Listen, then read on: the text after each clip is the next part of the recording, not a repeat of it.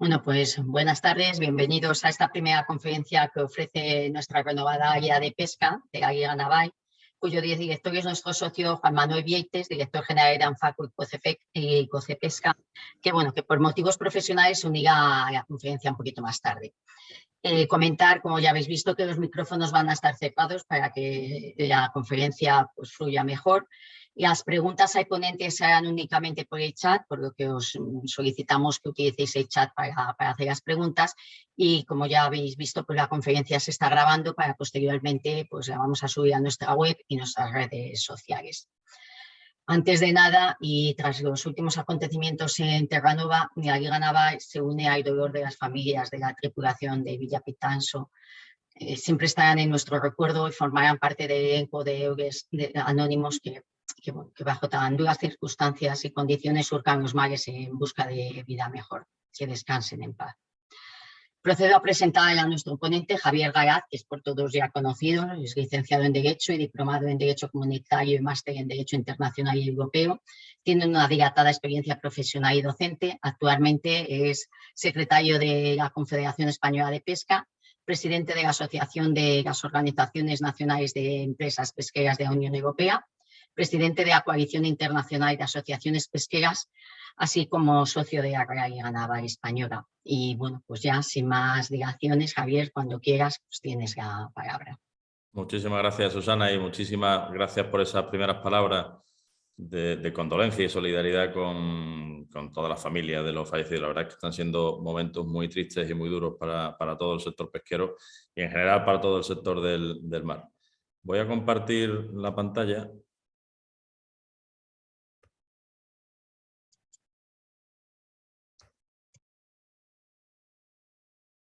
Se supone que ahora ya deberéis estar todos viéndola bien.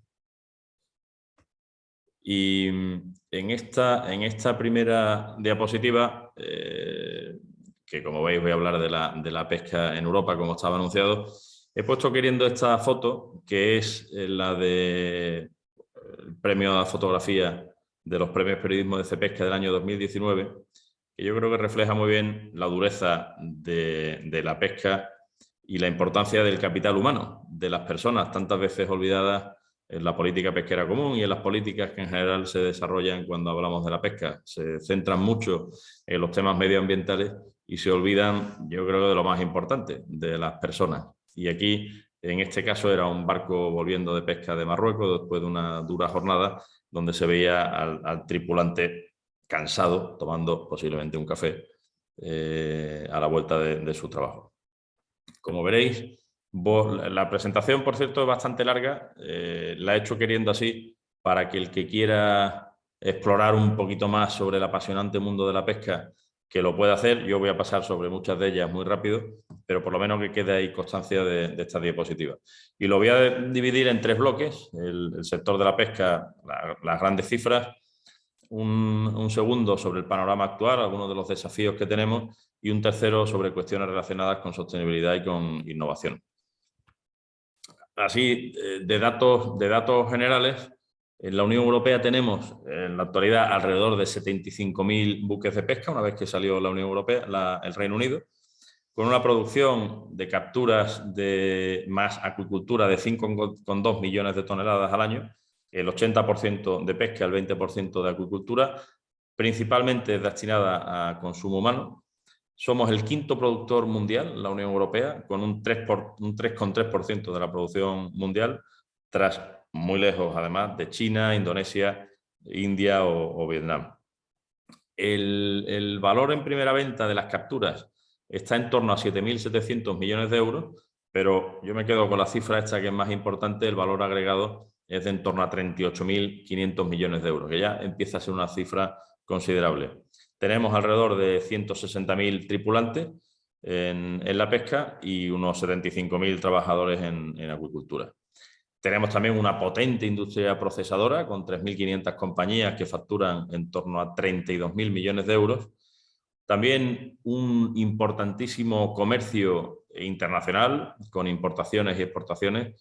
En el caso de las importaciones, con 6,3 millones de toneladas por valor de en torno a 26.500 millones de euros, y exportaciones, unas 2,2 millones de toneladas, no de euros, por un valor de 5.750 millones de euros. Es decir, que son cifras todas juntas bastante considerables. De este conglomerado socioeconómico inseparable, como se menciona en la exposición de motivos de la Ley de Pesca, que no es solo el barco, sino todo lo que rodea al barco, desde el astillero, desde su construcción, con la industria auxiliar, con todas las actividades que rodean a esa construcción y a ese mantenimiento, el salir a pescar, cuando llegas a tierra, la venta del producto, los mayoristas, los minoristas, los transportistas, en fin, ese conglomerado socioeconómico inseparable que hace que tengamos en España, en la Unión Europea, un sector potente, y siendo España, por supuesto, el primero dentro de la Unión Europea.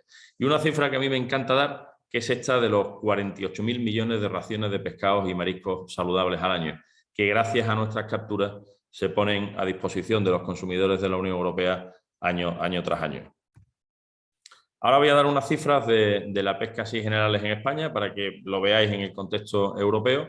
En España, en la actualidad, a 31 de diciembre de 2021, teníamos 8.732 barcos. Quisiera recordar que cuando entramos en la entonces Comunidad Económica Europea, en 1986, teníamos entre 21 y 22.000 barcos. Y mirad ahora cómo se ha reducido considerablemente la flota. En cuanto a tripulantes, tenemos unos 30.000, unas 800.000 toneladas de capturas de pescados y mariscos, con un consumo en hogares que ha ido descendiendo hasta la pandemia. Durante la pandemia ha subido y está en torno ahora a 24,83 kilos año persona, y un consumo aparente, que sería el de hogares y todo lo demás, de 45,6 kilos año. A mí me parece esta una cifra un poco exagerada, pero es la que aparece en los datos de la Comisión Europea, en el informe que publica cada año, así que por eso lo he puesto ahí. En primera venta estamos hablando de unos 2.000 millones de euros en España y una cuenta agregada de 10.000 millones de euros.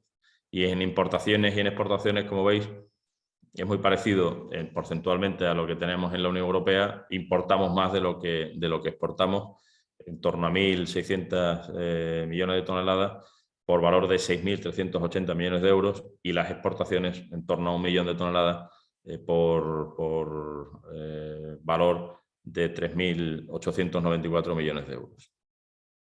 Si nos fijamos ya en la flota española, vemos que la gran mayoría pesca en el caladero nacional. Lo mismo ocurre con la flota de la Unión Europea. Casi toda la flota es la que está pescando en las aguas de las zonas económicas exclusivas de los Estados miembros. En el caso de España, pues son 8.329. También tenemos unos 104 barcos que operan fuera de las aguas españolas y dentro de la Unión Europea, Portugal, Francia, Irlanda. Ahí teníamos también a los buques que pescan en el Reino Unido, ahora ya país tercero. Y por último, la flota que pesca fuera de las aguas de la Unión Europea, que son en torno a 200 barcos en cifras redondas, si sumamos lo que aparece aquí como caladeros externos y parte del palangre de superficie que también pesca exclusivamente allí. Y a mí me gusta aportar esta imagen porque refleja la importancia que tiene toda la flota para la seguridad alimentaria y para la economía de España.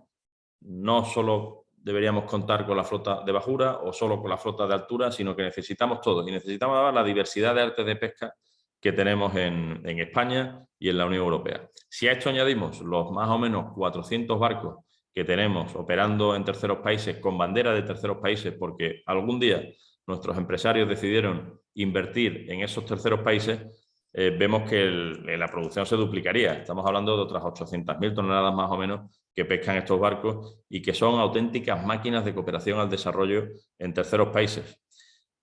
Cooperación al desarrollo que muchas veces está poco valorado por parte de los políticos de la Unión Europea o incluso de los Estados miembros de la Unión Europea.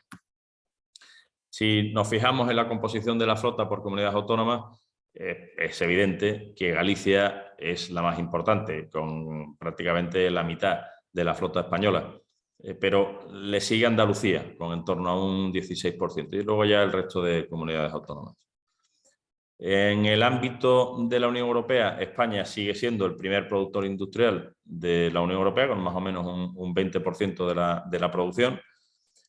Primero en capacidad de GTs de los barcos, tercero en número de buques después de Grecia y de Italia, que tienen barcos mucho más pequeñitos, y representamos el 22% del empleo. Aquí la cifra que aparecía de 81.000 buques era con el Reino Unido, que se me ha olvidado quitarlo. Pero si vamos a nivel mundial, ya estamos, aquí tenía 19, me estoy dando cuenta ahora, que es realmente los últimos datos de la FAO nos dicen que estamos en el puesto 21º del mundo, con apenas un 1% de todas las capturas, muy lejos de esos países que yo mencionaba anteriormente. Por eso cuando muchas veces, por esta historia de la leyenda negra que nos persigue, nos echan a los españoles la culpa de todos los males que ocurren en los océanos, yo les hago la siguiente reflexión. Vale, muy bien, imaginemos que todos somos malísimos, malísimos, malísimos, como nos están diciendo. Bueno, pues seríamos corresponsables del 1% de las cosas que están pasando en el mundo. O sea, que tampoco seamos tan exagerados. Evidentemente, la gran mayoría de los pescadores españoles son gente de bien, que hacen bien sus cosas, su trabajo, que intentan desarrollar la pesca de forma sostenible. Y sí, alguna vez a lo largo de la historia hemos tenido piratas famosos que afortunadamente ya están quitados en medio, aunque por supuesto haya algunos que todavía sigan cometiendo irregularidades como en cualquier sector económico. Pero yo puedo decir con tranquilidad que la gran mayoría intenta hacer las cosas bien e intenta cumplir con las normas. Esta parte me la voy a saltar muy rápido porque hablo de los artes de pesca, de si son artes pasivos o artes activos. Artes pasivos serían aquellos en los que el movimiento de la especie objetivo va hacia el arte, palangre, almadraba, trasmayo, líneas de mano, cebo vivo, nasas, o los activos, en los que es el barco el que persigue a la especie, como en el cerco, el arrastre o las dragas. Bueno, aquí tengo algunas fotos de algunos de estos artes, el palangre, las almadrabas, trasmayo, nasas. Lo voy a pasar rápido, el que tenga curiosidad de verlo, pues que lo vea tranquilamente. Y es un sector especialmente regulado y controlado en la Unión Europea. Yo creo que tenemos de los estándares más altos que existen en el mundo, sin ningún lugar a dudas. Y además la gestión pesquera se basa primero en las evaluaciones científicas, en nuestro caso en España, con gran aportación del Instituto Español de Oceanografía, del CSIC, de ASTI, dependiendo de los caladeros y de las especies. Pero lo cierto es que es un papel fundamental. Esas evaluaciones científicas dan lugar a recomendaciones científicas que, dependiendo del ámbito en el que estemos, si es dentro de la Unión Europea, pues pasa al Comité Científico, Técnico y Económico de la Pesca, que también emite su informe. La Comisión Europea basa sus propuestas en eso.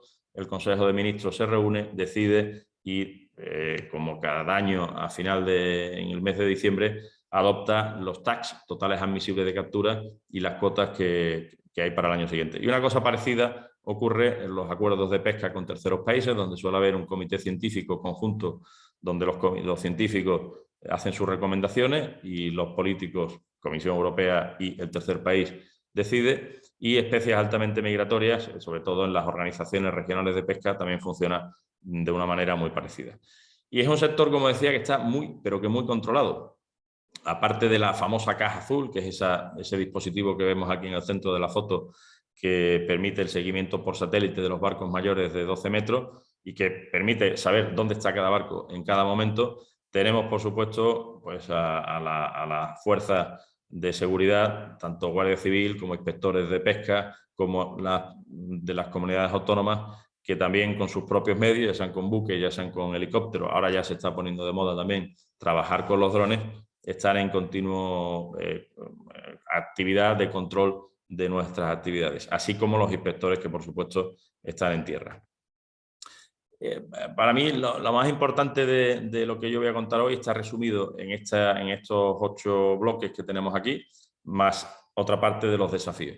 Es lo que hemos llamado la nueva narrativa. Nueva narrativa que nosotros lo copiamos, entre comillas, de la FAO.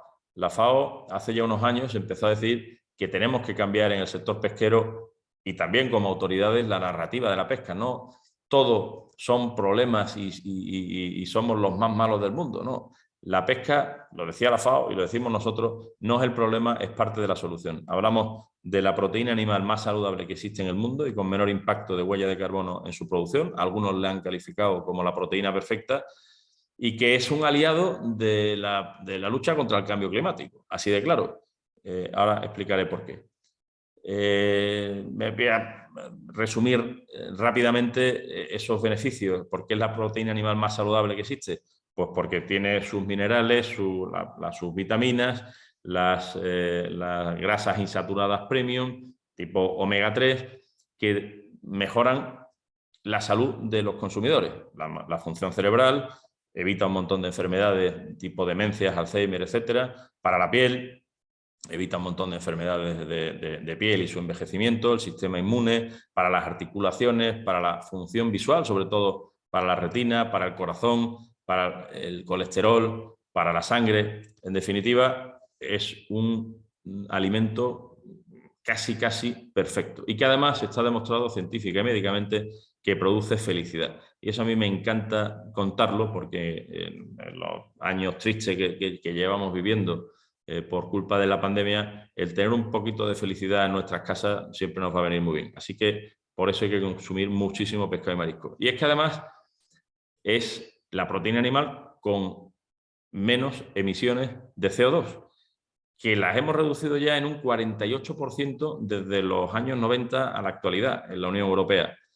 Que es verdad que vamos a tener dificultades para llegar al 55% que se pretende en el año 2030 y mucho más para llegar al 100% o cero emisiones en el año 2050. Y salvo que se produzca un milagro o se inventen fuentes alternativas de energía, va a ser realmente complicado lograr esos objetivos. Y eso es algo que los políticos deberían tenerlo en cuenta. Y en vez de machacarnos con más impuestos, como ahora pretenden, lo que deberían hacer es apostar por esa innovación y buscar esas alternativas en colaboración con el sector, con los ingenieros, con en fin, todos aquellos que se dedican a la innovación. Pero es que además es un sector que está recogiendo de los fondos del mar cientos de toneladas de basuras marinas, sobre todo de plástico. Y además, sobre todo, el demonizado arte de arrastre, ese arte que está siendo tan atacado últimamente y que hace muchísimo bien trayendo esas basuras que se guardan a bordo, se llevan a tierra, se clasifican, se dejan en los contenedores, se reciclan y en el mejor ejemplo que yo conozco de economía circular se transforman en ropa tipo EcoAlf, que ya lo habréis visto, en botellas de plástico recicladas como las de Coca-Cola con su proyecto Mares Circulares o en gafas de sol con redes antiguas que hacen una empresa que se llama C2C. Son tres ejemplos de ello. El segundo elemento de estos 8 bloques que yo decía es que la gestión funciona. La propia FAO es partidaria de apostar por la gestión en vez de por la prohibición. Eso sí, colaborando con los científicos e intentando garantizar el buen estado de las poblaciones de peces. El objetivo de todos nosotros debería ser conseguir gestionar el 100% de los océanos de forma sostenible. ¿Qué ocurre? ¿Cuál es la realidad de los datos de la situación de los stocks en el mundo, según la propia FAO? Pues que el 34% de las poblaciones en el mundo están sobreexplotadas. Eso es una mala noticia para ese 34% y claramente hay que actuar sobre ello. Por cierto, muchas de esas poblaciones están en Asia o en países en desarrollo africano, no tanto en Europa. En el Atlántico las cosas van muy bien, ahora pondré ejemplo. En el Mediterráneo no va tan bien, pero ya se están poniendo los medios para que revierta la situación. Y la noticia positiva, lo que está ahí en verde, el 66% de las poblaciones de peces están en buen estado. No como algunos intentan confundir a la sociedad a través de la manipulación que hacen en los medios de comunicación de que más del 90% está sobreexplotado, porque suman el 34% al 60%, que antiguamente se llamaba ese 60% plenamente explotado, que es un término que para la FAO se utilizaba con habitualidad, pero para los que no entienden de pesca, decir plenamente explotado posiblemente le lleve a pensar que está la cosa fatal. En resumen, una gestión efectiva y sostenible de los recursos pesqueros es esencial para tener unos océanos sanos, siempre basados en la ciencia y contando con el sector. Estos son algunos ejemplos que tenemos. Yo creo que el más claro es, por un lado, la situación en el Atlántico Nordeste, donde prácticamente el 99% de las poblaciones, de las capturas realizadas en el Atlántico Nordeste de especies gestionadas exclusivamente por la Unión Europea se encuentran en buen estado, se encuentran en lo que se conoce como rendimiento máximo sostenible. Otro caso evidente es el del atún rojo.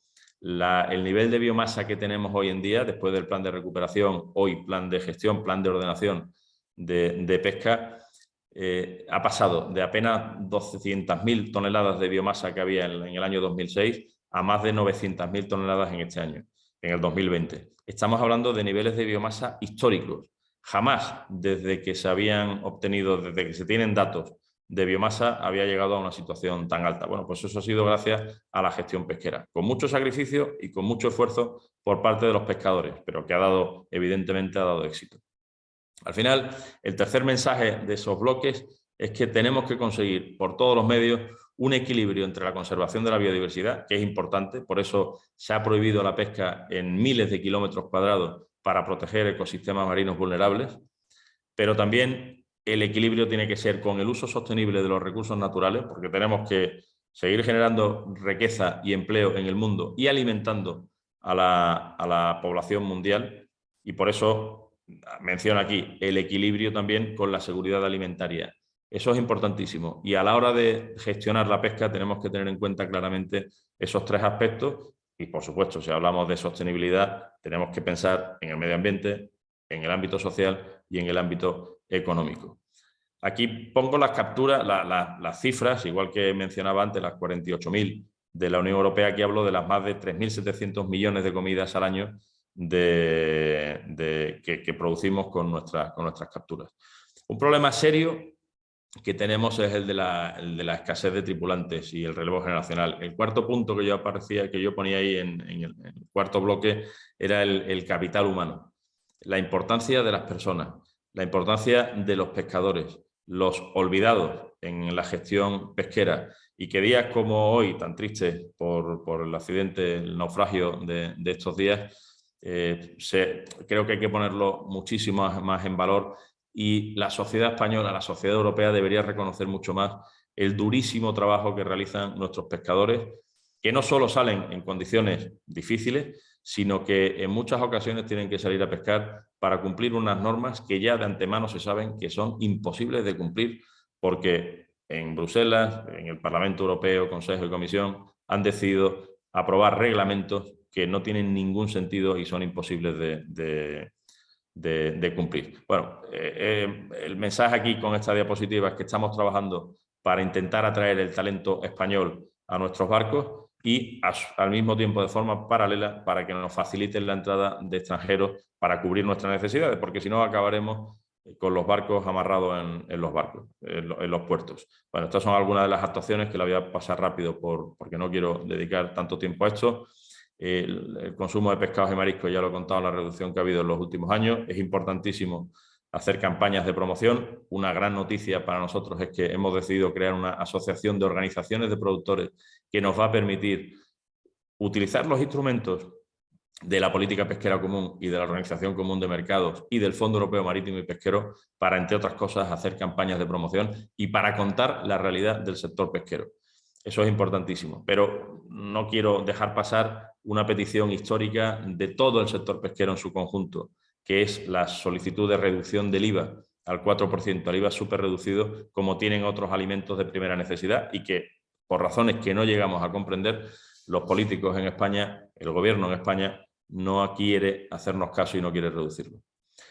El quinto, sexto, séptimo y octavo bloque lo quiero hacer rápidamente. Lo que se llama level playing field por parte de los anglosajones. Es importantísimo, necesario tener las mismas condiciones de juego para todo el mundo. Está muy bien que en la Unión Europea tengamos los estándares más altos, pero ¿qué pasa con los terceros países? ¿Qué pasa con aquellos que compiten con nosotros en las mismas aguas, en los mismos mercados, pero que tienen unos costes de explotación muy inferiores a los nuestros, sobre todo en el ámbito laboral, y que no cumplen ni mucho menos toda la normativa de conservación, de seguridad a bordo, etcétera, que tenemos en la Unión Europea y en España? Necesitamos que haya un trato igualitario para que haya una competencia leal y no la desleal que en muchas ocasiones se produce. El sexto bloque es el de la gobernanza internacional. Nosotros estamos aquí en España y muchas veces da la sensación de que esas reuniones que hay en Naciones Unidas, que hay en Roma, que hay por el mundo, en las organizaciones regionales de pesca, que hay en CITES, nos quedan muy lejos. Pero la realidad es que se toman decisiones cada año en estas organizaciones internacionales que afectan a nuestros pescadores de cualquier sitio de España. y por ello hay que estar ahí presentes y la Unión Europea tiene que liderar esas negociaciones, dando ejemplo y contando la realidad de lo que ya ocurre y no haciendo caso a determinados grupos de presión que siempre están metiendo el dedo en el ojo a los europeos. En penúltimo lugar, me gustaría hablar de los objetivos de desarrollo sostenible. Ahora, este año se van a revisar. Nosotros les pedimos a los políticos que van a negociar allí que nos parece muy bien que se acuerden objetivos ambiciosos, pero por favor, que sean realistas y alcanzables. Es lo que decía antes de las normas que no se pueden cumplir. El establecer un objetivo muy bonito, pero que va a ser imposible de cumplir, salvo que paren la flota, no tiene ningún sentido. Y por último, tenemos que ser, y así lo intentamos, racionales y creíbles. Y nuestro compromiso de trabajar con las ONG respetables está ahí. Y de hecho lo hacemos con las respetables. Yo diferencio entre las respetables y las radicales. Con las radicales no se puede hacer nada, porque viven del cuento, viven de las campañas que hacen, y cuanta más campaña y más ruido hagan y más problemas haya, más recursos van a obtener. Pero hay otros que en cambio intentan solucionar los problemas que existen, y nosotros somos conscientes de que existen, y nos sentamos con ellos para intentar resolverlo. De tal manera que tenemos que ser proactivos y no reactivos y ofrecer soluciones y no negarlas cuando existan, que, como digo, existen. Bueno, esto lo paso rápidamente.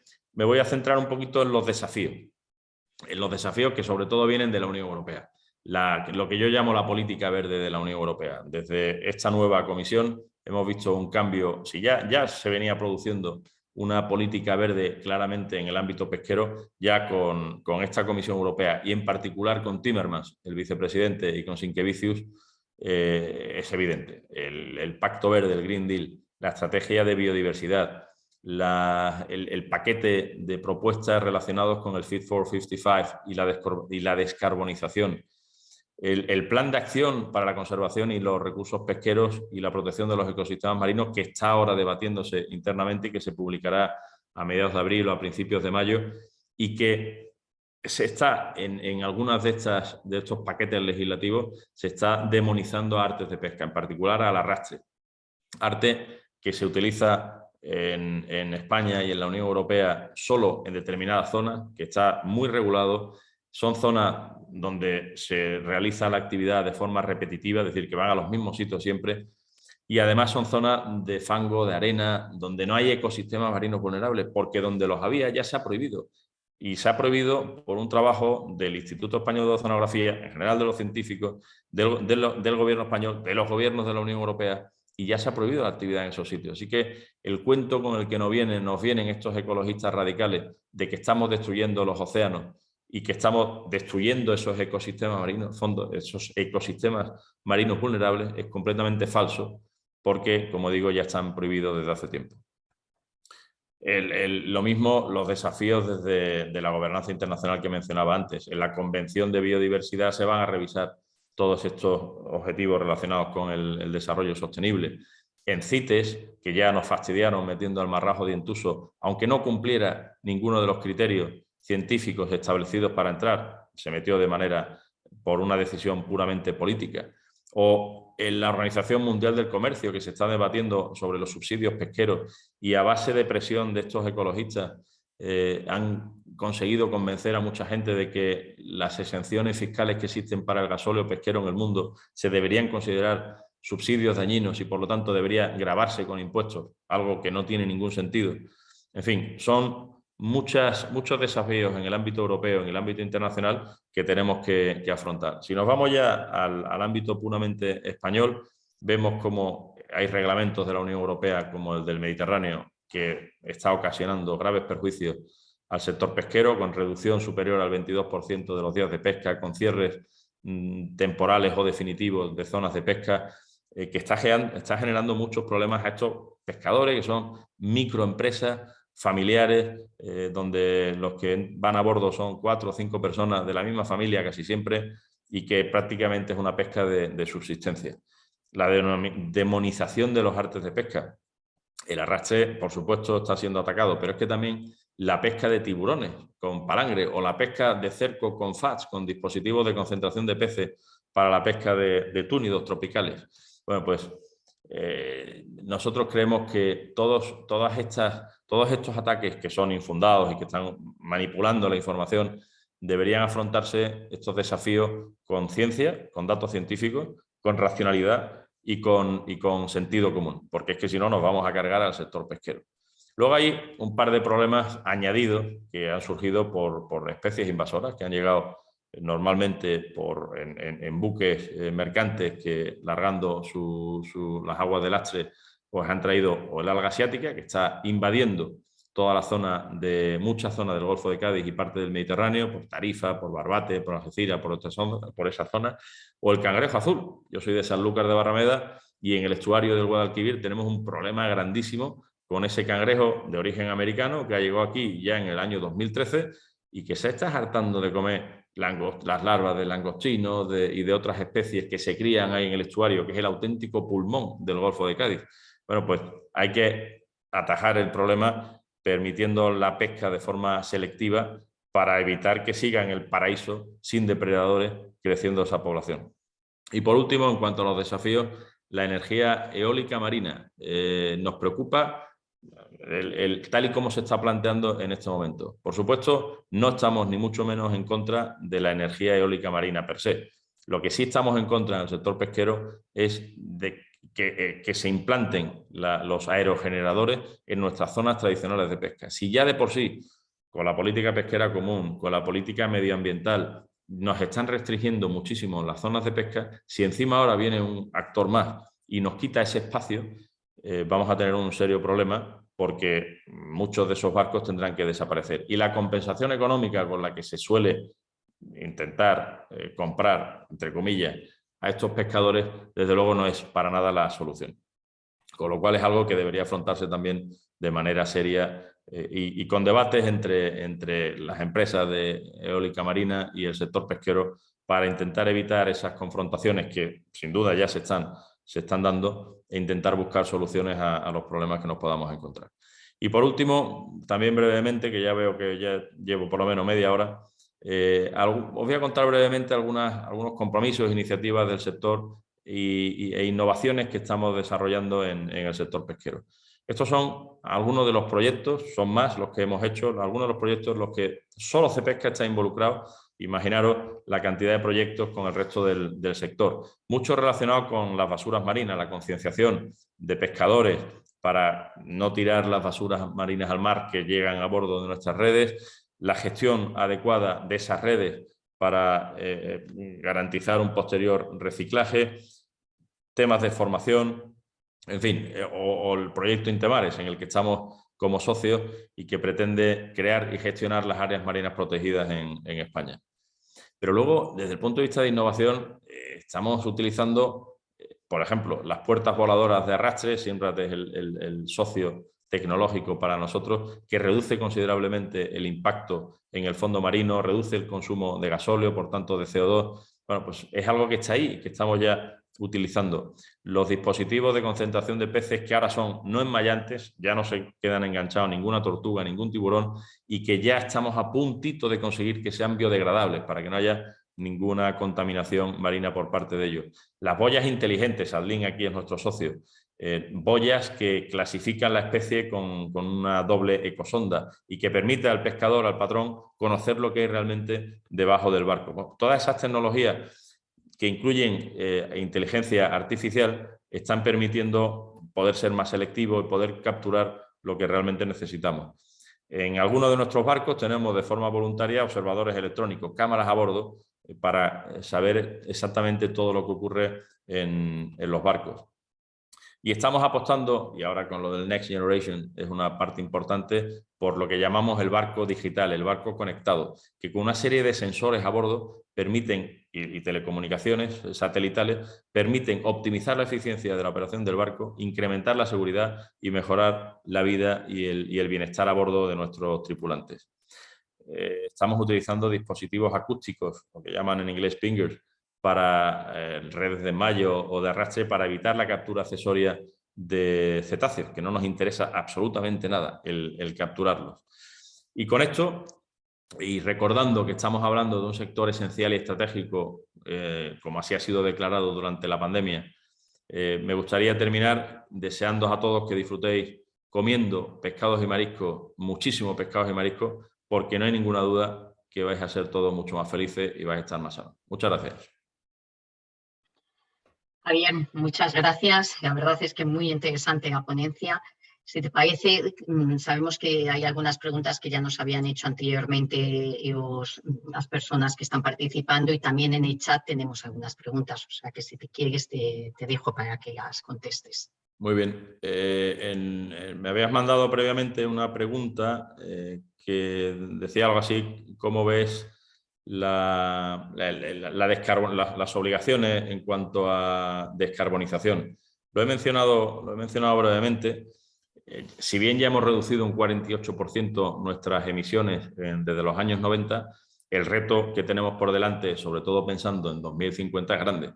El conseguir las emisiones cero hoy en día es realmente complicado, tanto en el sector pesquero como en la flota mercante, como en la aviación. Sobre todo en barcos de altura y gran altura que tienen viajes de larga duración y que necesitan almacenar, en este caso el gasóleo con gran densidad energética, hoy en día es muy difícil sustituirlo. Se han hecho pruebas con hidrógeno, con LNG, con LPG, amoníaco, metanol, pero hoy en día, al menos que yo sepa, eso no está resuelto, no solo por la propia fuente de energía, sino por cómo se almacena y las infraestructuras necesarias para poder, en el caso de que existiera, llevar a cabo el suministro no solo en España, sino en todo el mundo, en los puertos en los que nosotros estamos. Así que es un reto grandísimo. Ojalá encontrásemos una solución que fuera viable, pero que nos va también a llevar a un problema con la legislación actual de la política pesquera común, que no permite incrementar la capacidad de los barcos, los GT de los barcos.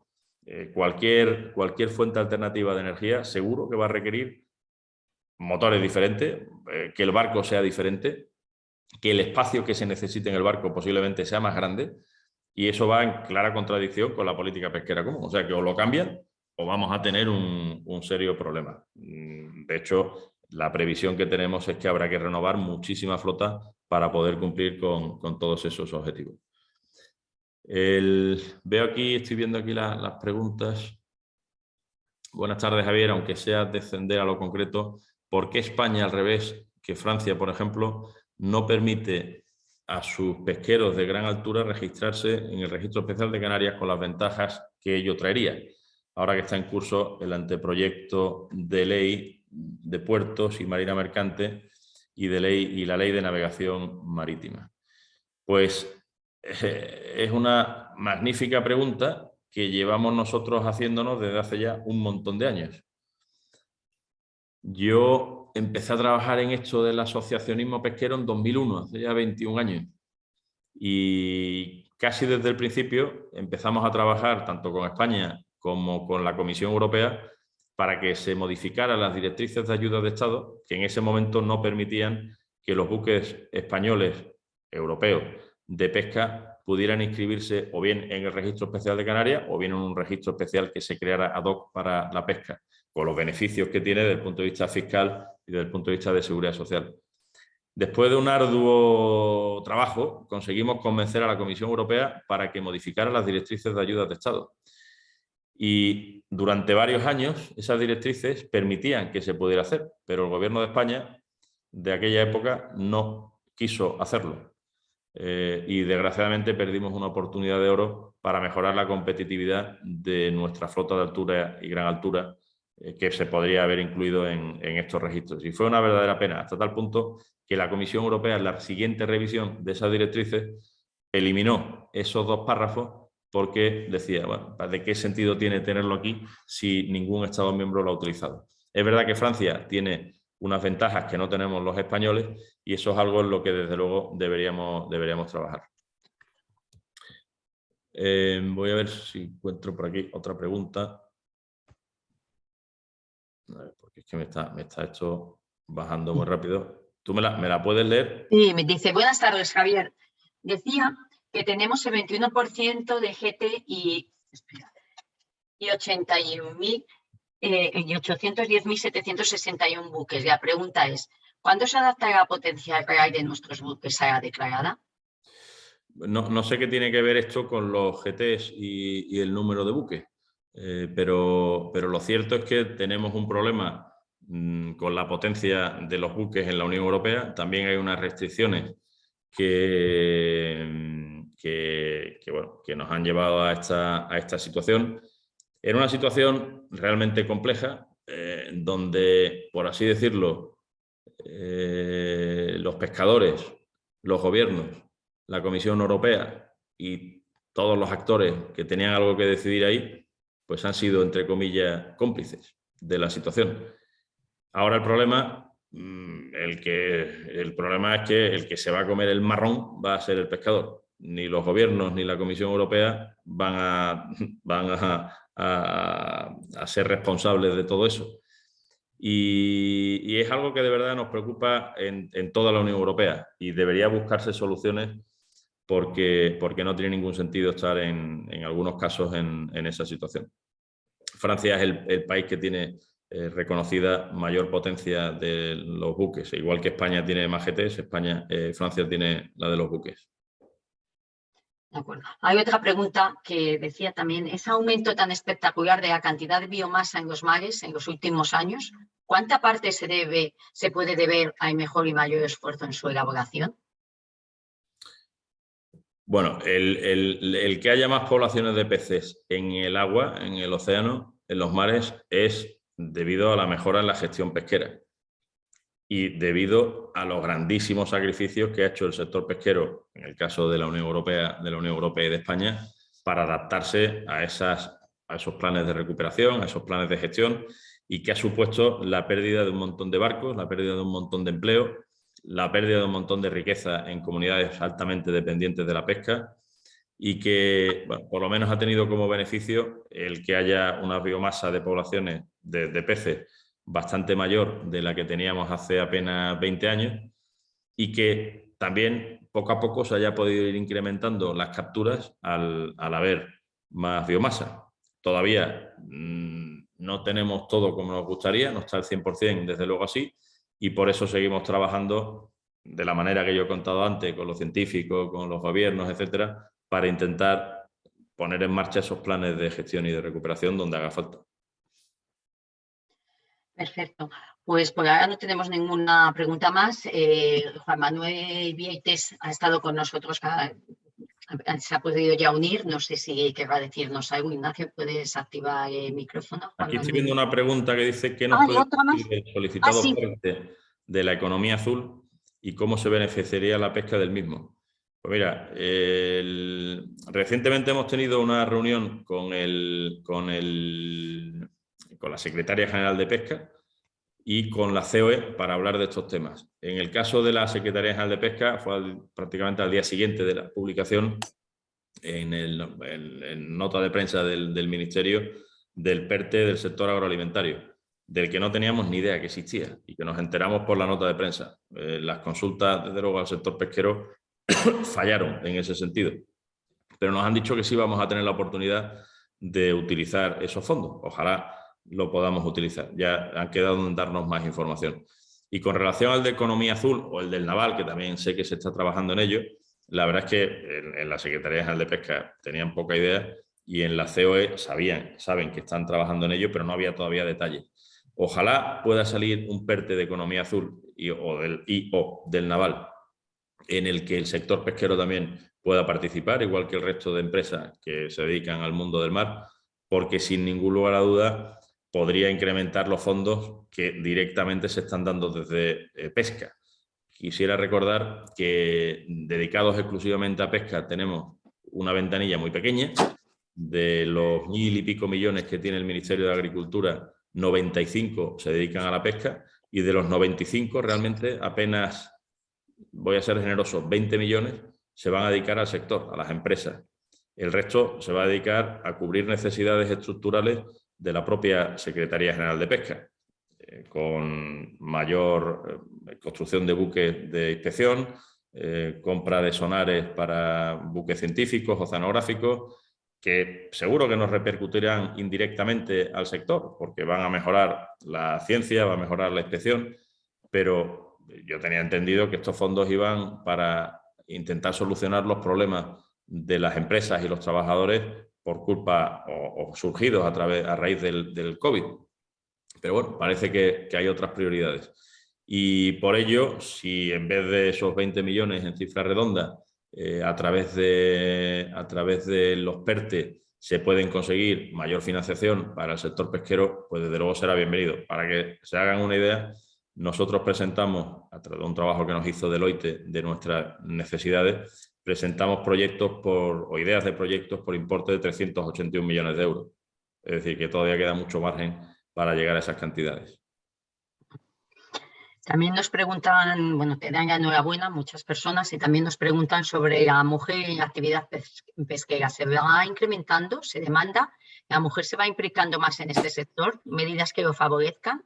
Las mujeres, como todo el mundo sabe, están muy involucradas en el mundo del procesamiento, en el mundo de la conserva, en el mundo del marisqueo, sobre todo en Galicia. En el caso de la pesca, de los barcos de pesca, es escaso, desde luego, la implicación de la mujer a bordo del barco. En tierra, prácticamente todas las mujeres, sobre todo de la flota de bajura, están relacionadas con la actividad del día a día.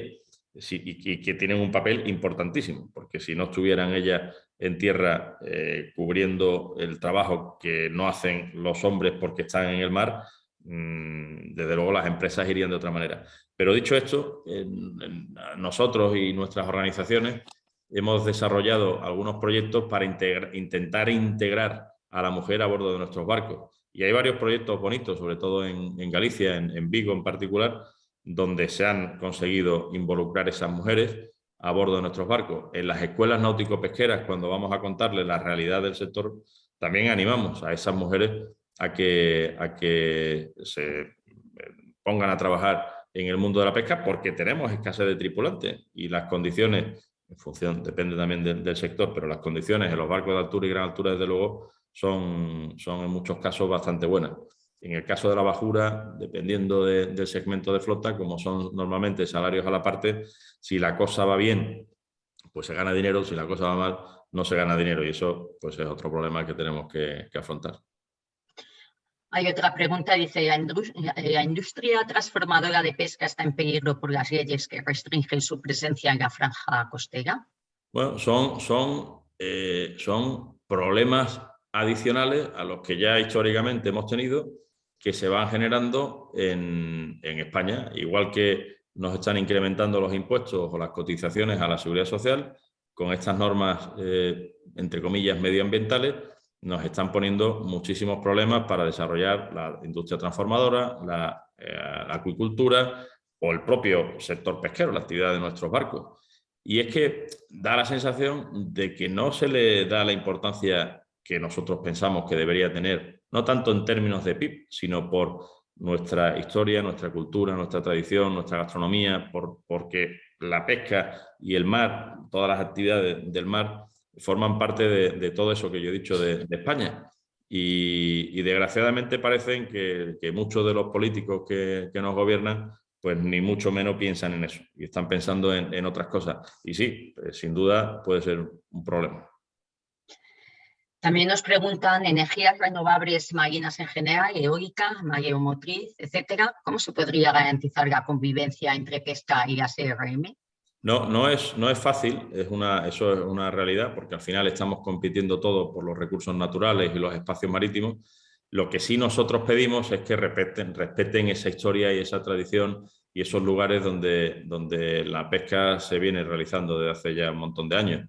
Estamos hablando además de flota de bajura, flota la más cercana a la costa, flota artesanal y flota de bajura que sería la que se ve más afectada, la que se vería más afectada por la introducción de estos aerogeneradores. Bueno, tengo entendido que hay innovación también y nuevas tecnologías que se están desarrollando para su implantación y lo que tenemos que hacer yo creo que es sentarnos, ver cuáles son los planes de estas empresas, ver cuáles son las zonas tradicionales nuestras de pesca e intentar no colisionar, porque al final la energía es renovable, es importantísima, pero como yo siempre digo, nosotros somos el único sector económico del mar que produce alimentos. Y la producción de alimentos en una población creciente mundial que va a llegar a los 10.000 millones de personas en unos años, que va a necesitar esa proteína animal tan saludable que yo mencionaba antes, ahí en vez de poner trabas y problemas para nuestro desarrollo, lo que habría que hacer es intentar que pudiéramos realizar pacíficamente y sin tantas trabas esa actividad. Pero bueno, en resumen, yo lo que creo es que debemos sentarnos los que trabajan en la energía eólica y nosotros e intentar buscar esas soluciones. Pero esa solución no es desplazarnos para que ellos entren, hay que buscar otras soluciones. Muchísimas gracias, Javier. Por ahora no hay ninguna pregunta más. No sé si Juan Manuel Vieites quiere comentarnos algo. Bueno, efectivamente pude entrar más tarde porque tenía unos códigos diferentes por una equivocación, pero bueno, felicitarte como siempre por tu magnífico, a Javier, felicitarlo porque Javier Garat es una de las personas que más conoce el sector pesquero. Como siempre, veo que su conocimiento sigue al día, incluso en esto último de la eólica y el sector pesquero, que yo estoy totalmente de acuerdo que tienen que compaginarse ambas actividades. Se lo han hecho otros países como Dinamarca, Holanda, Noruega, y ahora incluso la Generalitat de Cataluña pues va a poner parques eólicos marinos. Pues realmente, bueno, yo lo que quería decir es que desde la Real Liga Naval Española y como nuevo director del área de pesca desde septiembre de este año, pues realmente sustituyendo a una de las personas más antiguas y más valiosas que tiene la Real Liga Naval, que es José Manuel Pato, que también está aquí con nosotros, pues realmente, bueno, vamos a tener durante este año dos conferencias y dos debates. El próximo será en el mes de abril, el 21 de abril, relacionado fundamentalmente con otros aspectos de la pesca y el marisqueo y la sostenibilidad del complejo Marindustria, etcétera. Bueno, yo creo que es una labor que realmente de interés y que yo creo que la pesca de altura y la comercialización también va a ser otro de los temas. Y bueno, animaros a todos a que sigáis unidos aquí a la Real Liga Naval Española y que podamos entre todos, pues este conocimiento que tenemos y como bien ha dicho Javier, el sector pesquero pues realmente es uno de los sectores estratégicos y que cohesiona las localidades de España y tiene una tradición y se ha modernizado mucho y yo creo que de cara al futuro pues tenemos que darle el valor que tiene y máxime cuando hemos sufrido hace unos días pues una triste tragedia en la cual todos pues Galicia está bueno pues llorando realmente y triste por este acontecimiento, ¿no? Eso es lo que hacen los hombres del mar y debemos estar todos con ellos e intentar entre todos buscar desde el punto de vista de la sostenibilidad de los recursos y de lo que es poder llegar estos magníficos productos a nuestra mesa pues realmente de manera competitiva y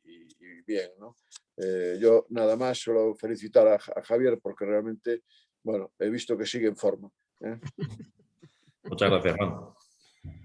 Pues, Javier, muchísimas gracias. Ya después de las palabras de Juan Manuel, no podemos decir nada más. Agradeceros a todas las personas que habéis estado con nosotros en la conferencia, esta magistral conferencia. Como sabéis y os hemos comentado, se está grabando y en unos días pues, se subirá a nuestra web y a nuestras redes sociales. De todas formas, os enviaremos el link de la misma para que lo tengáis.